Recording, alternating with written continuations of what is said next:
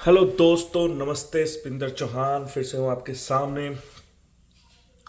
माल्टा की कुछ important updates पे बात कर लेते हैं। कि सबसे पहले जो सबसे इम्पोर्टेंट चीज़ है कि ये माल्टा के लिए अप्लाई हो रहा है अभी। हाँ, अभी माल्टा के लिए अप्लाई हो रहा है। फाइल सबमिट हो रही हैं, आइडेंटी माल्टा फाइल एक्सेप्ट कर रही है, सब कुछ ओके है। अप्रूवल्स भी आ रही हैं मोस्ट प्रॉब्ली। 1 से 1.5 महीने में अप्रूवल सबकी आ रही हैं। कुछ कुछ मतलब 20% केस में ऐसा होता है कि कुछ वो लेट हो रही हैं, पर नॉट मोर देन 3 मंथ्स। अब दूसरा जो सबसे इम्पोर्टेंट है, CVU अपॉइंटमेंट्स दे रहा है। देखिए, CVU में अपॉइंटमेंट्स का बड़ा लोचा है। अब मतलब अपॉइंटमेंट्स का समझ ही नहीं आ रहा। बड़ा मुश्किल है ना, CVU कुछ बता रहा है और ना ही VFS कुछ बता रहा है।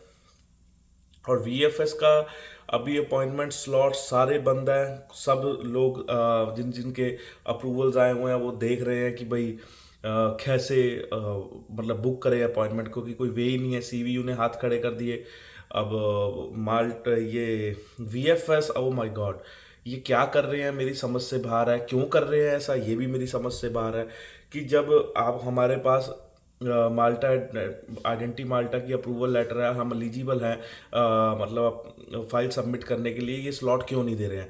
और मैं बिलीव नहीं कर सकता कि एकदम इतने सारे स्लॉट सब बुकड है। ये पता नहीं क्या काला पीला कर रहे हैं या क्यों नहीं खोल रहे हैं, मेरी समझ से बाहर है। ना इस पे कोई माल्टा गवर्नमेंट बोल रही है, ना आइडेंटी माल्टा कुछ बोल रही है, ना जॉब प्लस कुछ बोल रहा है, ना CV से सेंट्रल वीजा यूनिट तो कुछ उसका भी कुछ जवाब नहीं है। और VFS खुद तो कुछ कह ही नहीं रहा। जो भी कॉल करते हैं उनको कहते हैं जी हाँ जी हाँ जी हम दे रहे हैं, आप चेक करते रहो। एक लड़का मेरा पिछले 1 हफ्ते से लगातार सुबह 4 बजे उठ के मतलब दिन में कम से कम 300 बार चेक करता है। कब उसको गलती से भी नहीं दिखी अपॉइंटमेंट। तो मेरे हिसाब से ये क्यों कर रहे हैं, ये क्यों परेशान कर रहे हैं सबको। क्योंकि लोग जो भी फाइल सबमिट करेगा एटलीस्ट वो फीस देगा, है ना। वो फीस देगा, फ्री में तो काम नहीं कर रहा है वो। तो ये ऐसा क्यों कर रहे हैं और इस पे कोई इनिशिएट क्यों नहीं ले रहा है, तो वो बड़ी सोचने की बात है।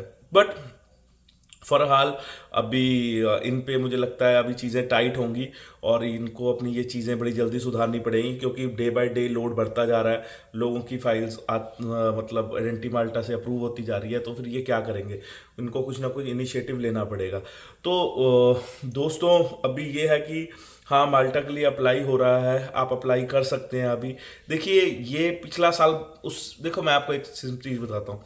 उससे सबसे पिछला साल लाइक 2020, 2021, नहीं 20 बहुत इजी था। फिर 21 ठीक ठाक इजी था। 22 तो मिड में आके तो भाई क्राइसिस हो गया माल्टा का, मतलब वीज़ा रिफ्यूज़ल।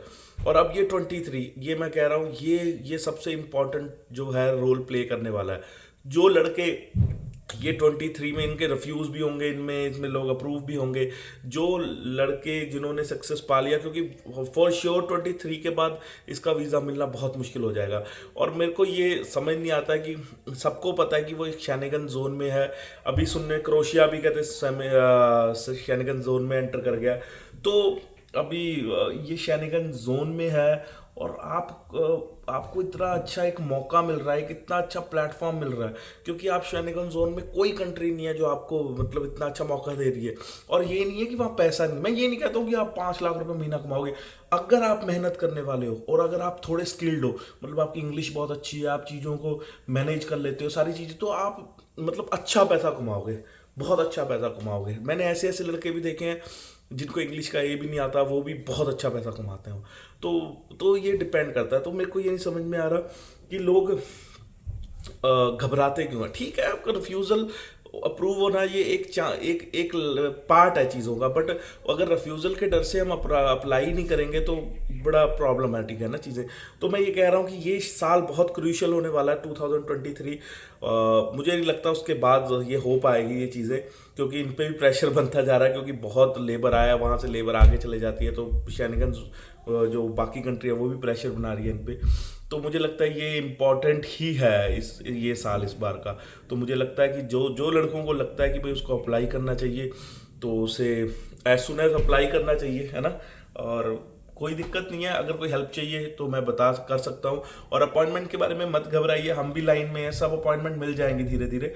और कोई दिक्कत नहीं है। और कि जिस लड़कों को डिलीवरी की जॉब अप्लाई करनी है वो ईमेल कर सकता है, मैं डिलीवरी की जॉब है, हम करवा देंगे, वो भी बेस्ट रेट में। मुझे नहीं लगता मेरे से बेस्ट रेट में कोई कर पाएगा।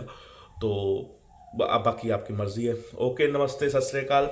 थोड़ा वीडियो को लाइक कीजिए, है ना। मैं कभी कहता नहीं हूँ पर इस बार कह रहा हूँ, क्योंकि मैं चाहता हूँ कि थोड़ा मतलब और लोगों तक पहुँचे चीज़ें, है ना। और एक चीज़, हाँ इम्पॉर्टेंट एक चीज़ बहुत शेयर करने वाली है कि इंडिया में बहुत कुछ चीज़ें हैं जो बहुत फेक हो रही हैं। मतलब मैं, आप मानोगे नहीं, दिन के 5 से 7 ऑफर लेटर फेक तो मैं देखता ही हूँ अपनी ईमेल पे। कोई लड़के भेजते हैं, भैया ये चेक करना, भैया ये चेक करना। मतलब इतना फेक काम हो रहा है जिसको हद नहीं है।